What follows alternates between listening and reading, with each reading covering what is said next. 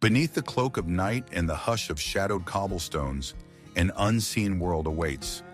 A place shaped by raw need, not opulent desire. During the Middle Ages, survival wasn't proclaimed from castle spires, but whispered from the cold, silent depths beneath our feet. Imagine a sprawling network of hidden cities across Europe, stretching from Anatolia's ancient core to Cornwall's rugged coastline. Here, medieval people carved lives into stone, building vast subterranean realms as a response to endless wars, unpredictable weather, and the persistent fears that lingered after sunset. Prepare your senses for a descent into these forgotten depths, where the past whispers, sharing stories as dark and rich as the very earth. As we begin this journey into the heart of medieval existence, we peer into hidden depths where survival found new meaning. Envision a world where staying alive meant digging deep, carving havens from rock and earth, creating secret shelters against the chaos and conflict raging above. The medieval period, often celebrated for its imposing castles and strongholds, also nurtured a civilization that flourished away from the sun's gaze, compelled by necessity and the enduring shadow of fear. Picture a landscape defined not merely by its skyward reach, but by the concealed labyrinths hidden below. These were invisible cities, entire communities thriving underground, designed with the practical need to endure sieges, invasions, and natural catastrophes. This was the reality of the Middle Ages in Europe, where the terrifying uncertainty on the surface drove vibrant, hidden lives underground. From the ancient lands of Anatolia to Cornwall's windswept shores, people built these underground sanctuaries as strongholds against the ravages of time and upheaval, a primal human urge to find comfort beneath the visible world's surface. In Anatolia, now part of modern Turkey, we uncover the astounding marvels of Derinkuyu and Kaymaklı. These ancient underground cities, significantly expanded during the medieval period, stand as testaments to incredible architectural skill. Entire communities would disappear from the surface, retreating below at the slightest hint of danger. These subterranean networks were far from simple hiding spots. Instead, they were intricately planned wonders, built for prolonged stays, allowing thousands to live undetected for months on end.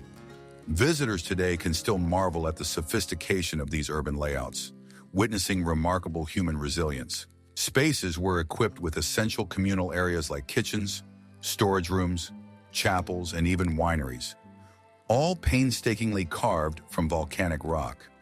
It's a powerful display of human ingenuity where necessity sculpted both beauty and utility from raw stone. Moving from Anatolia, we arrive at the windswept coast of Cornwall, where medieval responses to threats took on forms as distinctive as the landscape itself. Here, the fear of violence from sea or land spurred the creation of fogous, stealthy, human-made underground passages. Unlike the sprawling networks in Anatolia, Cornwall's underground refuges were more modest, yet equally crucial. These spaces, serving as both storeroom and shelter, became vital lifelines for those seeking refuge when chaos loomed. In the cool dimness of these earthen sanctuaries, grain and other essentials were stored, enabling life to continue even as danger encroached from above. Throughout medieval Europe, the earth beneath one's feet provided a protective embrace. Many sought shelter below, transforming natural caves into homes and disused mines into communal areas. Life beneath the surface was primarily focused on survival, trading the openness of above-ground living for the security below. Families dwelled in cramped spaces, their lives imbued with the earthy scent of stone and the faint smell of smoke. Despite being cut off from the bustling world above, this subterranean existence fostered a unique culture. Shared struggles forged strong bonds, creating unified communities resilient in the face of the unpredictable world above. The ground was more than a refuge, it was a battlefield. Tunnels were critical during medieval sieges, where wars were fought just as intensely below ground as above. Both besiegers and defenders dug extensive networks, turning the earth into a contested medium. Mining, the strategic art of undermining castle foundations, was a terrifying undertaking. An atmosphere of intense silence and frantic digging characterized this underground warfare, an endeavor as fraught and brutal as any assault on the surface. This was a realm of hidden battles, where strategy and survival intertwined beneath the battlements. Underground landscapes held more than just practical significance. They were also places of deep spiritual meaning. Across Europe, monks chose to retreat into the earth's belly, carving out chapels and cells in their pursuit of solitude and divine connection. Enveloped in silence, these stone chambers became sacred spaces of worship, places where monks withdrew from worldly distractions. Candlelight danced on the cold stone, casting flickering shadows that echoed whispered prayers in the stillness. These humble subterranean retreats offered a stark contrast to the magnificent cathedrals above, embodying a spiritual quest defined by serenity and simplicity. Interestingly, not all underground domains originated as places of refuge. Many began as practical sites for extracting essential resources like stone, salt, and other minerals. Later, these spaces were adapted for dual purposes, serving as sanctuaries or even temporary settlements during times of crisis. When mines were exhausted, their cavernous interiors provided shelter or communal spaces utilized during outbreaks of plague or periods of war. These hidden shelters narrate a story of adaptation, where life was adjusted to the available resources, making the most of the precious space beneath. Finally, the inevitable reality of death also found its place underground. The devastating impact of plagues led to the creation of subterranean ossuaries, grim yet orderly collections of human remains. Catacombs beneath bustling cities became final resting places when disease spread unchecked. Walking these silent halls lined with bones offers a confrontation with the medieval world's harrowing dance with death. Each bone tells a story of lives cut short, serving as a stark reminder of existence's fragility and the enduring connection between life and the earth that cradles it. Thus, beneath the surface, the medieval world etched its narrative of perseverance and adaptation. By unearthing these subterranean stories, we gain glimpses into forgotten legacies, profound insights into the nature of survival, and the unwavering human spirit's ability to endure amidst adversity. As these stories resurface, they invite us to contemplate the indomitable human drive for safety, security, and the fundamental need to carve meaning from the earth's embrace. In the Cappadocia region of modern-day Turkey, the underground city of Derinkuyu is veiled in both mystery and necessity. Considered an ancient marvel of engineering, it holds the title of the largest excavated underground city known, descending approximately 60 meters and rumored to have provided shelter for up to 20,000 people. Early Christians expanded this subterranean labyrinth as a refuge from invaders, finding safety beneath layers of volcanic rock. One can only wonder how ancient cultures managed to carve such immense networks without the aid of modern tools. What compelled these communities to burrow so deeply into the earth? The answers are rooted in a history scarred by invasions, natural disasters, and religious persecution. Turning to subterranean living demonstrates both remarkable resilience and ingenious problem-solving, as the people of Derinkuyu forged a highly organized community beneath the surface. Imagining life underground evokes a symphony of senses: the aroma of shared meals prepared in communal kitchens, the cool touch of stone walls in schools and worship rooms, and the gentle warmth from candlelit chapels where prayers echoed. Even the sound of massive stone doors rolling across passageways, a crucial defensive mechanism, paints a vivid picture of the stark choices faced between the security offered below and the chaos above. The engineering at Derinkuyu was a testament to its time, featuring complex networks of narrow tunnels that expanded into larger communal spaces. Each level was designed for specific functions, ranging from living quarters to areas dedicated to livestock. The local volcanic rock, soft enough to carve yet sturdy enough to support the weight of the world above, was meticulously worked using only simple tools and sheer determination. An essential element of this design was a sophisticated system of ventilation shafts, ensuring fresh air reached every dimly lit chamber and preventing residents from being suffocated by smoke and dust. It stands as a silent monument to ancient capabilities, demonstrating that necessity can indeed be the mother of both creative thinking and technical skill. Life underground, though steeped in darkness, was a powerful testament to adaptation and community spirit. Families found a sense of normalcy amidst the closeness. Children learned in schools carved from stone. Meals were shared in communal spaces, and faith was practiced in makeshift chapels.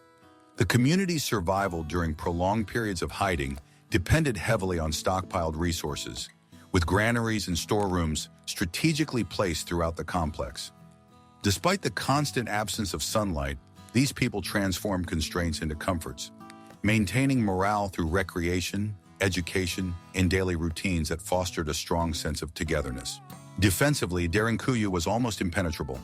Multi-ton circular stone doors, rolled into place, served as formidable deterrents to intruders. These doors could only be opened from the inside, guarding entrances with layers of stone and intentional design. The tunnels themselves were deceptive, featuring complex patterns, dead ends, and traps designed to confuse enemies and gain crucial time for those within. The layout, strategically brilliant in both its engineering and psychological impact, transformed the hidden city into a formidable fortress. Faith, a cornerstone of life in Derinkuyu, served as a unifying force for its underground inhabitants. From simple worship rooms to more elaborate chapels, spirituality flourished in the candlelit shadows, far removed from the oppressive eyes above. Christianity provided solace and a vital social framework, with sermons and services echoing softly against the stone walls.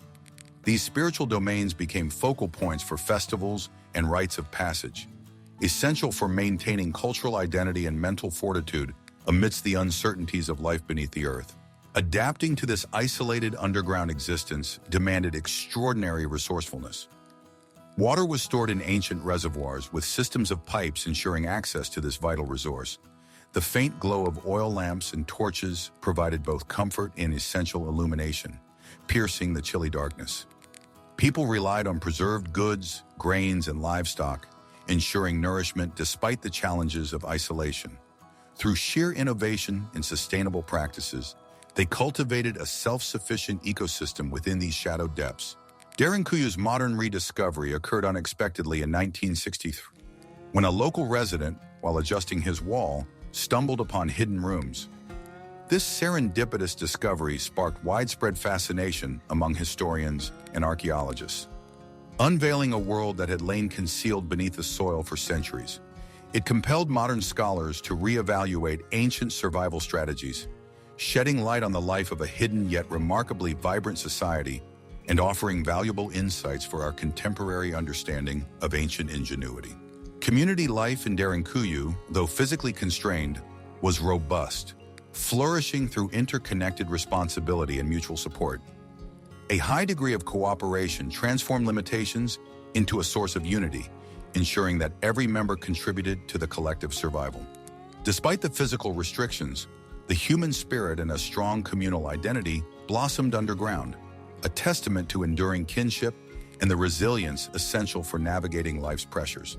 The legacy of Derinkuyu extends far beyond its immediate role as a sanctuary. Its remnants continue to inspire modern architects and urban planners interested in the concept of sustainable underground habitation. Lessons gleaned from its design and social structure influence contemporary ideas about expanding urban landscapes downward, driven by the pressures of space constraints and climatic challenges. Derinkuyu stands today, buried yet profoundly influential. It serves as a timeless testament to human tenacity, innovation, and the power of adaptation. Exploring Derinkuyu offers a rich wellspring of knowledge about survival and unity, honoring the ingenuity of those who crafted a world below to outlast the chaos above. Their lives etched in stone serve as a poignant reminder of a time when adaptation was not merely a choice, but an essential requirement. A lesson that resonates deeply with today's quest for sustainable living. Like whispers from the past, the corridors of Derinkuyu unfold narratives of courage and perseverance, imparting timeless truths about thriving amidst adversity. During the medieval era, monks traversed the silent corridors beneath the earth, drawn irresistibly to a life removed from worldly chaos. Their retreat was both an escape from the temporal world and a deliberate journey towards spiritual renewal. The depths offered a sanctuary where the boundaries between life and the afterlife seemed gently blurred, providing profound solace from the tumultuous world above. Among these hallowed havens, Kiev-Pechersk Lavra in Ukraine stands as a powerful bastion of religious devotion, a place where stone and spirit met in a harmonious dance. Here in the damp, shadowed chambers, monks willingly renounced earthly comforts, seeking and finding clarity and a profound closeness to the divine. Carving these subterranean sanctuaries was an immense undertaking, demanding both physical resilience and unwavering spiritual resolve. It was through collaborative effort and shared purpose that they transformed cold, unyielding stone into warm, contemplative sanctuaries of introspection and prayer. This labor-intensive creation was not solely a matter of practicality, it was a tangible embodiment of their pursuit of enlightenment and transcendence. As visitors wander through these ancient halls today, they can almost perceive the faint echoes of fervent chants and whispered prayers that once filled the air. Each reverberation a testament to a life dedicated to purity and introspection. The creation of these sanctuaries required a delicate weaving of spiritual fortitude with architectural creativity. The monks' impressive feats of engineering are vividly illustrated in places like Kiev, Pechersk, Lavra, where dimly lit tunnels and beautifully carved chapels cleverly conceal their utilitarian origins. These structures were adorned with intricate frescoes, silently proclaiming a deep longing to infuse heavenly beauty into their earthly dwellings. Art and architecture intertwined seamlessly, blending sacred geometry with functional design principles. Monks skillfully employed their understanding of natural elements to combat the pervasive darkness and dampness, ensuring their abodes were not only places of safety, but also spaces of sublime beauty and deep divine contemplation. The rhythmic routine of life underground harmonized intrinsically with the very essence of monastic devotion. Days unfolded in a sacred balance of prayer, work, and study, intricately choreographed with their subterranean surroundings. Despite the constant darkness, monks discovered a profound sense of freedom and simplicity, dedicating themselves to tasks that range from the meticulous copying of manuscripts to the cultivation of subterranean gardens. These gardens, ingeniously adapted to flourish with minimal light, provided both physical sustenance and fostered spiritual growth. A strong sense of communal life thrived within these confined spaces, deeply rooted in shared hardships and a quiet, unspoken camaraderie. Silence, cherished and intensified by the thick stone walls, offered them the peace necessary for contemplation and communion with the divine. It was a silent symphony, an unspoken dialogue carried through gestures and a shared understanding that transcended words. Every moment within these depths was imbued with a profound reverence for their holistic journey of faith. Central to monastic life were the underground churches, silent witnesses to both communal liturgies and solitary prayers. Within these cool, shadowy confines, time seemed to suspend its relentless march. Chants swirled in harmonious echoes, their cadences dancing with the flickering candlelight to animate the icons and frescoes that adorned the stone walls. The very act of descending into these underground spaces mirrored a symbolic withdrawal from earthly distractions, drawing the monks closer to the divine presence they sought. In these intimate, dimly lit passages, monks discovered a profound sense of communion, where their prayers mingled with the quiet stillness of the stone, creating a serene landscape for introspection and divine connection. It was here, amidst the delicate interplay of light and shadow, that the sacred met the mundane in a powerful dance of spiritual vitality. The subterranean life also embodied an ideal of stark austerity, a powerful testament to a devotion deliberately devoid of earthly indulgences. Within the confines of the stone walls, monks adhered to a lifestyle of sacrifice and simplicity, finding inner strength amidst humility. This conscious choice underscored their deep yearning for spiritual purity, a deliberate rebellion against temptation, and a resolute focus solely on divine pursuits. In bare stone cells, monks slept on straw mats, the stark simplicity serving as a constant, tangible reminder of their unwavering commitment to God. Their embrace of austerity was not simply a denial of comfort, it was a deliberate means to enrich their souls, forging a path towards spiritual transcendence. In these serene depths, monks lived with death as a constant, accepted companion. It was viewed not as an end, but as a sacred transition, celebrated through burials within the monastery's quiet embrace.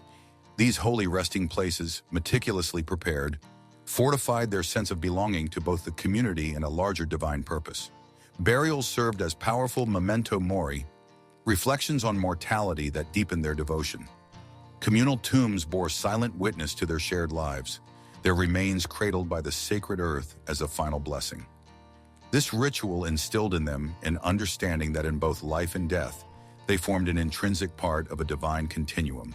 Subterranean monasteries also served as crucial refuges from persecution. Their stone corridors became clandestine fortresses during times of strife. Here, monks could continue their religious practices in secret, shielded from the hostile world above. This environment, though physically confining, paradoxically empowered them to resist spiritual suppression. The stone walls transformed into powerful symbols of endurance and faith, preserving legacies of resilience against external threats. History bears witness to the remarkable fortitude of these communities, whose steadfast resolve transformed rudimentary shelters into timeless bastions of survival. The art found within these monasteries, rich with symbolic meaning, conveyed deep truths understood only by the initiated. Frescoes and carvings depicted sacred stories and symbols, serving as a visual dialogue between the monks and the divine, and a powerful testament to their shared beliefs. Despite their physical isolation, these creative expressions connected them to a broader spiritual narrative, fostering a profound sense of connection with the divine realm. Modern archaeology continuously unveils these hidden sanctuaries, shedding invaluable light on the reclusive nature of monastic life during this period. Each discovery enriches our understanding of history, revealing previously unseen frescoes and relics that whisper of the monks' significant spiritual and cultural contributions. Technology plays a vital role, allowing for the exploration and study of these sacred spaces, challenging our perceptions and highlighting the complex interplay of faith and survival. As explorers delve into these sacred depths, they not only unravel the echoes of history, but also honor the enduring legacy woven into the very fabric of the earth. These age-old practices continue to resonate today, offering modern spiritual seekers a profound refuge from the noise and complexity of contemporary life. The monastic ideals of simplicity and contemplation serve as potent reminders of life's true purpose, inspiring moments of reflection and offering solace amidst the chaos. In our own search for balance and solitude, we too can aspire to reclaim that lost serenity, drawing wisdom from the enduring legacy of the monks and nurturing our own path back to peace, a quiet refuge rediscovered not beneath the earth, but deep within ourselves. In medieval Europe, salt was far more than a simple seasoning added at the table. It was a critical lifeline for communities, essential for ensuring survival through harsh, unforgiving winters in periods of scarcity. Poland's Wieliczka salt mine stands as a powerful testament to the vital importance of this resource. It evolved from a straightforward extraction site into a bustling center of commerce and a potent symbol of survival. Over centuries, these mines were transformed into vast, sprawling underground complexes, adorned with chapels, sculptures, and remarkable architectural feats carved directly from the surrounding stone and salt. Yet beneath their undeniable practical utility, these mines held an aura of mystique and shadow, stretching into depths where sunlight dared not venture. When danger threatened above, whether from wars, plagues, or other crises, entire communities found refuge within these subterranean labyrinths. The miners, already intimately familiar with this world beneath the surface, retreated with their families into the cool, dimly lit depths. Here, enveloped by the omnipresent scent of earth and salt, they discovered both safety and sustenance. The mines transformed into makeshift homes, with living spaces tucked away in alcoves and communal areas repurposed for shelter. Although living underground undoubtedly challenged the human spirit, the familiar surroundings and the profound sense of security provided by these mineral-laden walls offered a rare solace, a stark contrast to the chaos raging above. Chalk mines, meanwhile, provided a different kind of sanctuary. Primarily used for extracting building materials, these caverns also served as natural fortresses during times of crisis, particularly in southern England and parts of France. They offered a sturdy barricade against invaders and disease, hosting communities that braced themselves against external threats. During the early 19th century swing riots, for instance, locals sought hiding in these chalk tunnels, which stood as silent witnesses to humanity's struggles across centuries. Within these sanctuaries of white stone, life was a constant negotiation with the demands of survival. Families huddled around makeshift hearths, sharing scarce meals in the chill and echo of the passageways. The stark simplicity of these underground shelters stood in sharp contrast to the turmoil on the surface, carving their place in the history of resilience. Faith also carved its foothold beneath the earth. As communities moved into the mines, their religious practices followed, leading to the creation of intricate chapels within the salt and chalk caverns. The Chapel of St. Kinga in the Wieliczka salt mine, with its sculptures and altar pieces fashioned directly from the surrounding walls, remains one of the most extraordinary of these subterranean sanctuaries. Here, priests conducted services, their voices echoing through the vast chambers, while candles cast dancing shadows across the stone surfaces, imbuing the space with a sacred aura. These chapels became more than just places of refuge. They served as anchors for communities in shared belief, offering spiritual solace amidst the shadows. Life beneath the surface demanded a unique brand of ingenuity. Residents carved workshops and living quarters directly into the stone, crafting strategic designs that cleverly utilized natural formations for ventilation and access to fresh water. The transformation of these subterranean networks into habitable spaces was not merely a remarkable feat of engineering. It was a powerful testament to the resilience of human creativity. In these tight-knit communities, the rhythmic clatter of tools, the low murmurs of conversation, and the distant sound of dripping water formed the backdrop of daily life. Modest quarters were transformed into homes where families gathered for warmth and companionship. Navigating this unique acoustic environment required the heightened acuity of those attuned to both sound and sight, seamlessly blending necessity with innovation. In the dim world below, imagination took flight. Tales of lurking creatures and spirits became the narratives of survival, spun by those huddled together in the mine corridors. The darkness amplified stories of goblins and lost souls, giving voice to deep-seated fears and imparting moral lessons passed down through generations. Yet even as these myths emerged, very real threats loomed large. Structural collapses, flooding, and air quality issues made subterranean life inherently precarious, demanding a heightened sense of awareness among the inhabitants. They learned to listen intently to the creaks and rumbles of their rock shelters, perpetually aware of the thin line between safety and danger. The pressure of necessity forged communities bound together by common needs and fears. Living in the gloom fostered a strong sense of unity and interdependence, mirroring broader societal structures, but with an intensified sense of shared identity.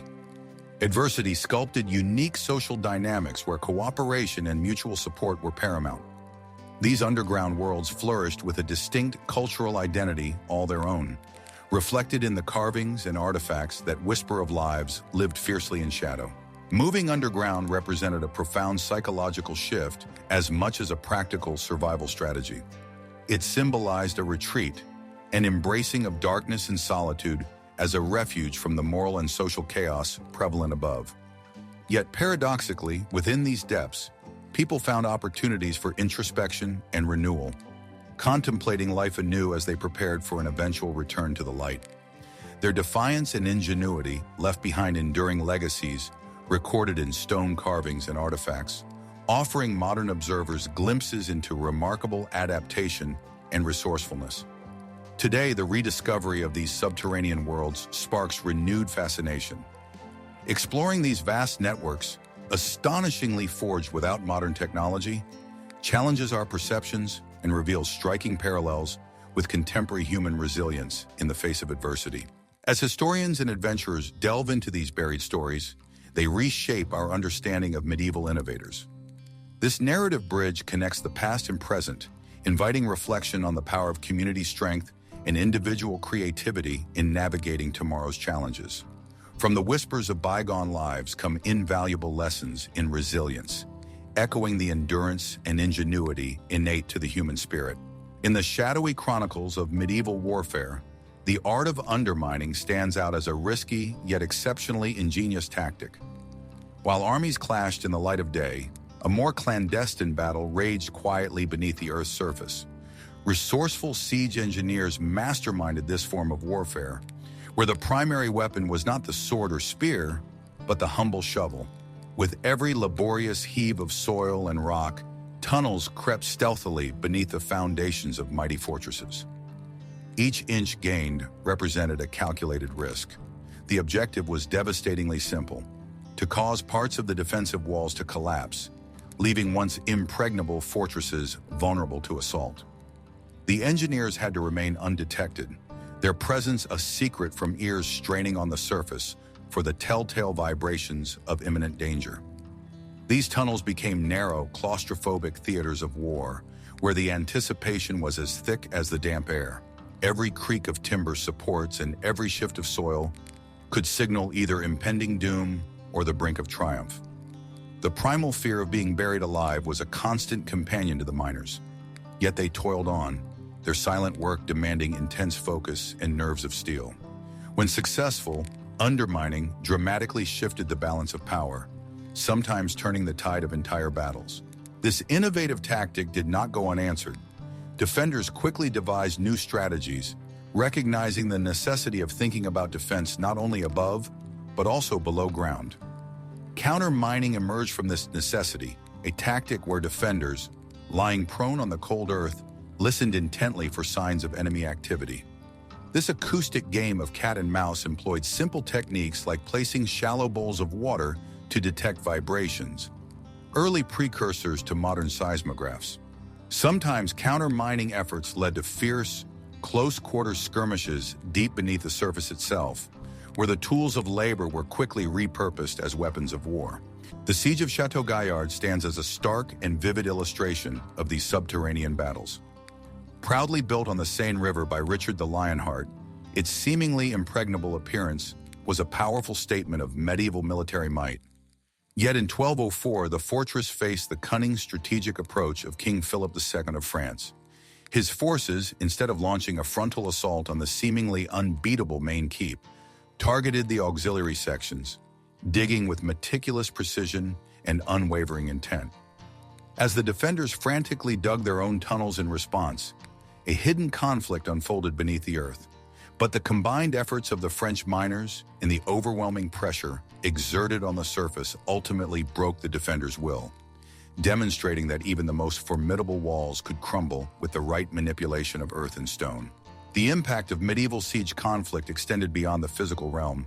It was profoundly psychological, an evolving dance of strategy that demanded constant innovation from both sides. Above ground, the air was filled with the chaos of trebuchets and battering rams, while below, an equally complex game of chess unfolded in utter darkness. This two-tiered battlefield necessitated a new kind of militaristic vision. Engineers developed intricate plans for intersecting tunnels designed to confuse and outwit their enemies, while castles reinforced their walls and dug deeper moats in anticipation of these lurking threats. Yet, despite the defenders' countermeasures, each successful undermining attack inspired attackers to develop fresh methods for breaching defenses. In response, siege engineers rose to prominence, earning a level of respect typically reserved for those who could harness nature itself as an ally. These pioneers, blending hands-on practicality with intellectual foresight, fundamentally redefined siege warfare. They devised strategies where cunning and careful calculation held greater weight than sheer brute force, giving rise to new terminologies like sap and trench. Their specialized expertise was crucial to an army's success, and their legacies of innovation continued to shape military thought and fortification designs well beyond the medieval era. Echoes of these subterranean battles permeated the cultural fabric of the time.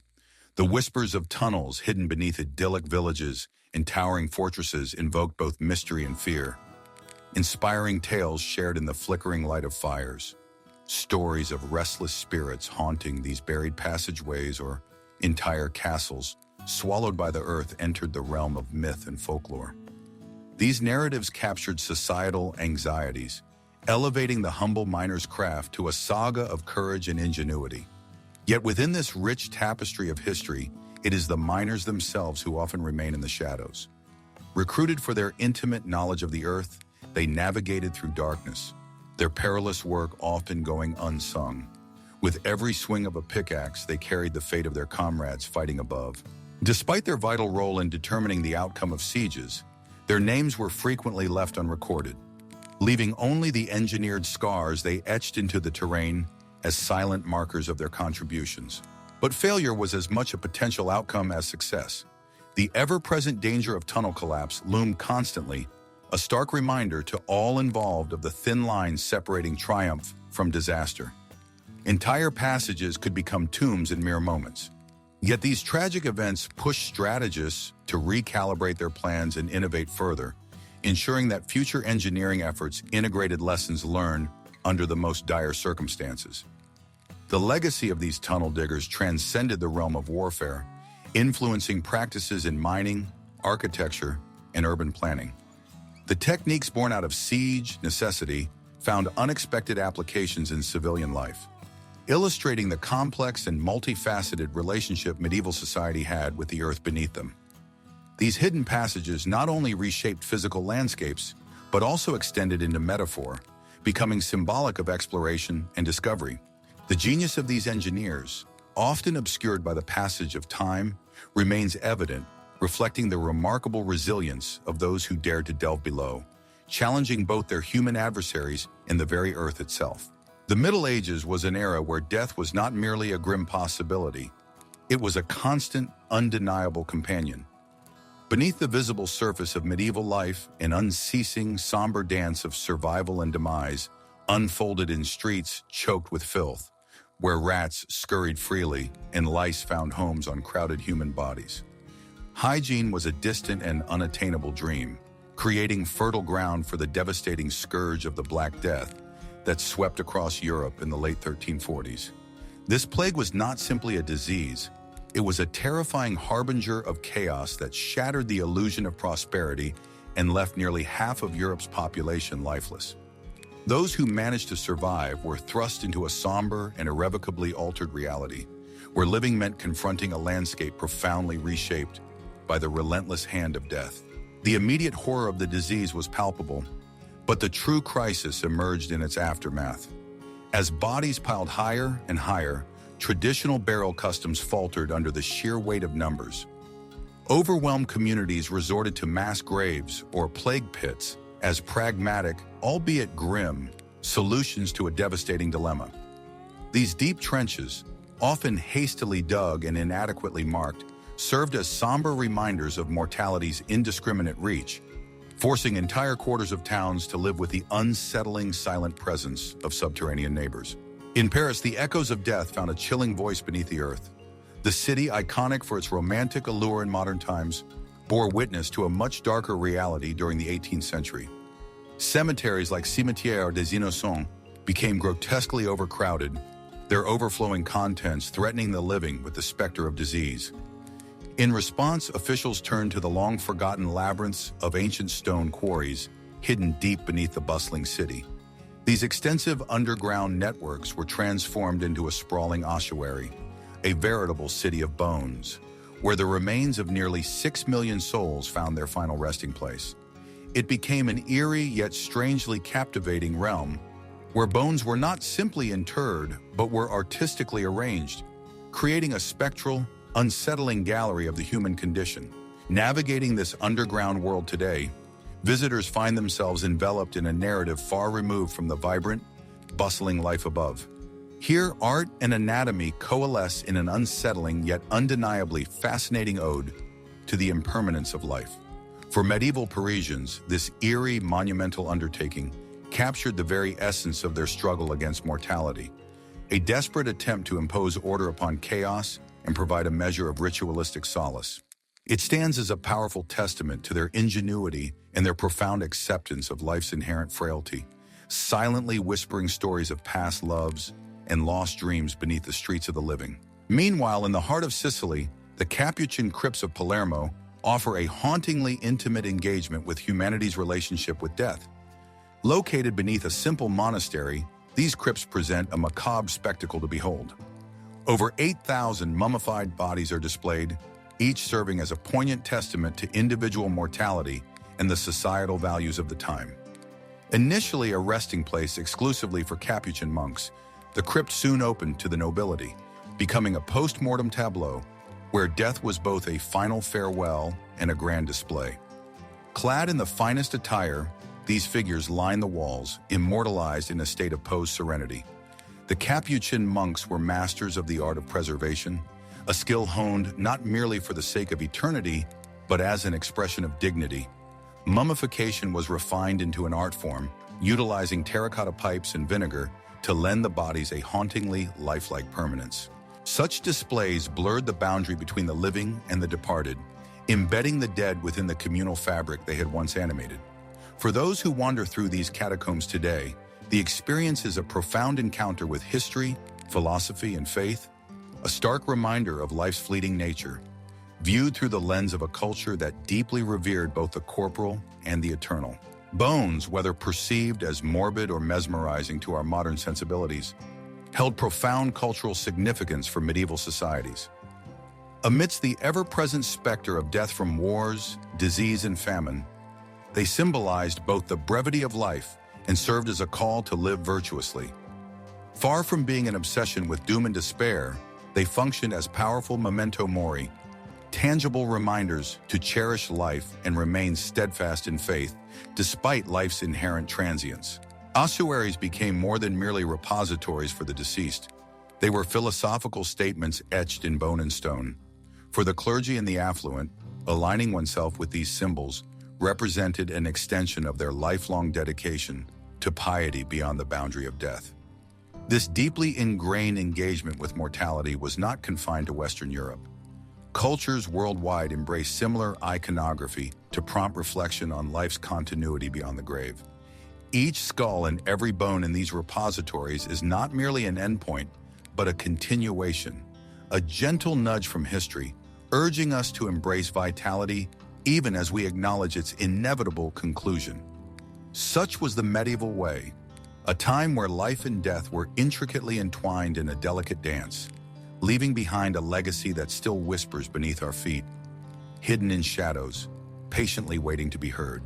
Imagine medieval Europe, where its inhabitants lived at the mercy of a notoriously capricious climate, particularly in the northern regions, known for their relentlessly harsh winters and unpredictable storms. The need for reliable storage was as critically important as any defensive fortification. To withstand these challenging conditions, merchants and city planners took the logical and practical step of moving downwards, creating extensive underground vaults to safeguard precious grain, ale, and other essential goods. These subterranean spaces provided a natural and effective shield against severe frosts that could penetrate several feet deep into the earth, as well as against unpredictable heat waves, ensuring a stable environment that protected against spoilage. It was far more than merely practical. It was a fundamental matter of survival. These storage facilities were remarkable feats of medieval engineering, constructed with the specific purpose of resisting the deep penetration of frost.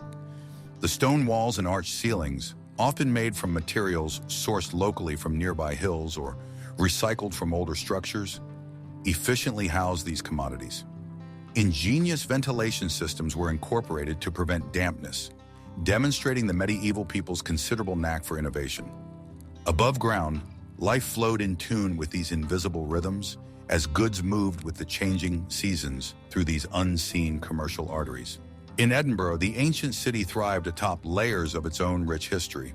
The crowded, intricate maze of the old town, perched dramatically on rocky escarpments, compelled its citizens to value the spaces below ground as much as those above. Beneath its famous South Bridge, a network of vaulted chambers constructed in 1788 served as prime storage for a variety of merchants and craftsmen, including cobblers. These damp, stone-walled spaces became absolutely essential to Edinburgh's bustling economy, providing the city with stable environments critical amidst chilling winters. As time passed, however, these vaults fell into neglect, their empty spaces becoming entwined with local urban myths and dark whispered tales. Abandoned by legitimate commerce, they later became havens for the city's less savory elements.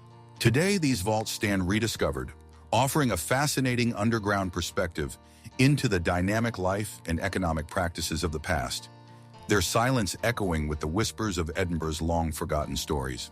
In the City of Light, Paris, underground passageways mirrored the vibrancy of life occurring atop the cobblestones. The heart of France flourished as a major medieval trade center, necessitating extensive storerooms, hidden away from prying eyes and opportunistic hands. Beneath its streets sprawled a vast network of cellars where merchants securely stashed wine, grain, spices, and other valuable trade goods. Their vaults accessible only through secretive doorways and steep, winding staircases. Parisian wines, renowned then as they are today, aged to perfection in these cool, stable underground conditions, making these spaces indispensable to both local consumption and export markets. Engaging in trade beneath the streets, wine merchants mingled freely with commoners and nobles alike, a unique blend of rank and station meeting under the ancient stone arches. Today, the remnants of these vaults offer a mysterious glimpse into the bustling, strategic heart of medieval Paris, showcasing an enduring spirit of business acumen and adaptability. Across Europe, organized trade demanded significant ingenuity. With the growth of urban centers and increasing populations, these underground markets flourished beneath cities. In regions where defense was a primary concern, these spaces also served a dual purpose as refuges during times of conflict, equipped with reinforced doors and thick walls to protect both people and valuable goods. Within these sheltered markets, the pulse of life continued, remarkably unfazed by the turmoil on the surface. Craftsmen peddled their wares, bakers offered their daily bread, and traders shared tales from far-off lands. They were more than just storage solutions. They were vibrant centers of community resilience and continuity, central to the rhythm of medieval urban life. Guilds of that era, powerful institutions that regulated trade and ensured craft quality, often conducted their operations from these subterranean chambers. Hidden beneath cities like London and Bruges, guild meetings took place covertly in dimly lit vaults where significant economic decisions were made. These chambers were hives of intense debate and innovation, arenas where pricing strategies, production techniques, and political maneuvers collided. The privacy they afforded fostered a strong sense of shared purpose, allowing guilds to safely transmit trade secrets to apprentices or negotiate bargains with distant allies.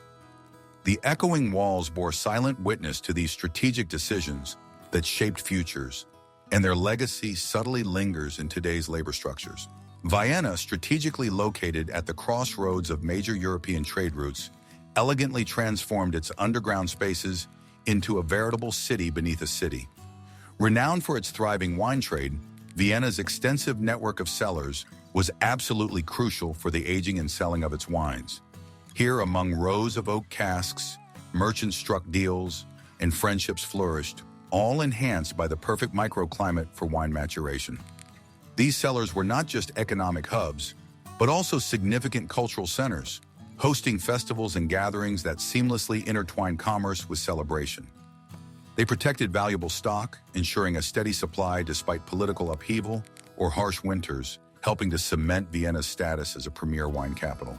Today, many of these historic cellars have been repurposed into popular venues, their spaces echoing with the laughter of patrons, much as they did centuries ago. Throughout time, underground markets evolved in parallel with advancements in construction techniques and changing urban needs. Initial simple cellars gradually transformed into interconnected vaults and hidden theaters, their functions redefined to suit the growing demands of the cities above. Their transformation mirrored changing societal values, keeping commerce at their core while occasionally embracing arts and even opulence. As modern cities continue to rise and expand, these historical underground spaces have often faded from everyday view, but their influence persists, a testament to medieval innovation, now inspiring newer generations to adapt and thrive in the spaces that lie beneath us. The blend of cultures in these markets extended beyond Europe. Across different civilizations, such as those in the Levant, underground commerce served as a vital meeting point for traders along ancient routes, brimming with an exchange of goods, ideas, and cultural influences. These markets were more than merely economic hubs. They were vibrant cultural melting pots, precursors to contemporary globalization. Even now, rediscovered vaults continue to surprise historians with the wealth of insights they offer into medieval life. These buried secrets whisper tales of adaptation, resilience, and the daily grind of a long-vanished era, helping to draw connections between the past and the present. As we gaze beneath our modern streets, the indomitable spirit of those who once thrived there continues to inspire, confirming that history's essence resides not just in the skies above, but also deep within the world's shadows. In the shadowy depths beneath medieval castles, dungeons evolved to become chilling embodiments of society's punitive instincts. What began as simple holding cells gradually transformed into elaborate prisons of suffering and fear, mirroring humanity's darker impulses. The grim echoes within these stone chambers captured the whispers of despair as prisoners, ranging from rebellious wartime captives to political dissidents, languished in isolation, removed from view and swiftly forgotten. These dungeons were more than just physical traps. They were potent symbols of an era's appetite for power and control, exerted by those safely distanced above. They represented a form of physical and societal burial, where outcasts were hidden away, sunk beneath the very foundations of the grandeur above. These cold, damp cells tell tales of a brutal past, their narrow halls resonating with the languishing cries of souls removed from the light, reflecting society's obsession with exclusion. Life inside a dungeon was characterized by crushing monotony and an unrelenting struggle for survival. Prisoners contended with the constant, unwelcome company of disease-ridden vermin, and their meals were scarce and often rancid. The physical conditions of incarceration varied. While nobles might endure slightly better circumstances, commoners suffered in bare stone cells amidst utter squalor. Denied sunlight and human contact, time blurred into a monotonous assault on hope and sanity. Stories persist of clandestine alliances forming amidst the darkness, inmates sharing meager food, carving marks into the walls, or attempting desperate escapes with makeshift tools. In these bleak circumstances, surprising acts of humanity sometimes emerged. A nobleman bribing guards to help a fellow prisoner, or a warden secretly smuggling messages of hope. Medieval justice also embraced torture with a grim determination to maintain order and extract confessions. Devices like the rack and thumb screws were not merely tools for information. They were instruments designed to command fear and enforce subjugation. The cells echoed with pitiful screams, while scorched branding irons left indelible marks that served as confessions without words. Yet these practices, intended to assert absolute control, often resulted in dubious confessions, rendering the supposed truths extracted questionable at best. Among Europe's grim fortresses, certain castles became infamous for the notoriety of their dungeons.